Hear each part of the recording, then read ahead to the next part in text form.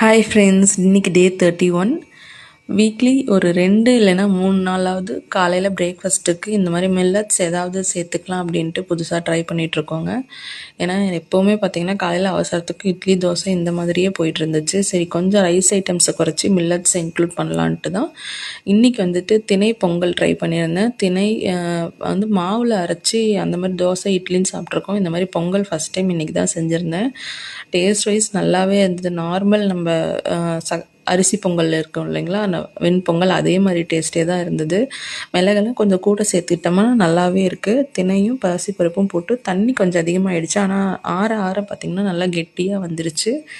So நம்ம எப்போவுமே ஒரே மாதிரியே காலையில் பிரேக்ஃபாஸ்ட்டு மாவு ஐட்டமே கொடுக்காம இந்த மாதிரி ஏதோ முடிஞ்ச அளவுக்கு காலையில் செய்ய முடிகிற அளவுக்கு டைம் இருந்தால் இந்த மாதிரியும் ஆட் பண்ணி பார்க்கலான்ட்டுங்க இனிமேல்.